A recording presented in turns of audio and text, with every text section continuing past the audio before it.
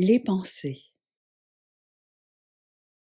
Les pensées émises par l'ego, le mental, ont très peu de répercussions. Elles sont souvent incompréhensibles. Leurs sens se perdent et ces pensées créent alors un brouhaha, des interférences dans l'espace collectif. Seules les pensées émises par le cœur sont claires et elles s'orientent alors de manière cohérente. Ceux à qui elles sont destinées les reçoivent alors correctement, ils en bénéficient pleinement. Plus les pensées émises avec le cœur le sont avec la joie, plus elles sont puissantes. Toutes les pensées, initialement, venaient du cœur, qu'elles soient bonnes ou mauvaises.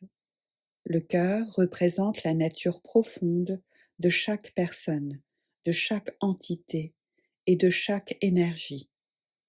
Le cœur sert à communiquer, à connecter. La pensée n'a pas besoin d'être verbalisée pour être communiquée, comprise et ressentie. Une pensée, c'est une information, une énergie. Peu de personnes savent communiquer des pensées positives avec le cœur. Celles qui le font vraiment sont trop isolées les unes des autres. Les personnes qui le tentent n'y parviennent pas encore complètement. Les effets de ces pensées positives sont donc réduits. Beaucoup plus de personnes communiquent avec le cœur des pensées et des intentions négatives.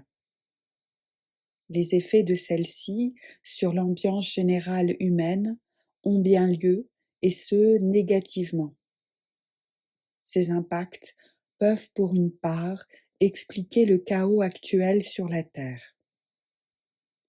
La connaissance concernant la communication avec le cœur a été perdue, volontairement effacée de la mémoire par ceux qui maîtrisent la matière comme lieu de vie et de survie et qui sont sur la Terre depuis toujours.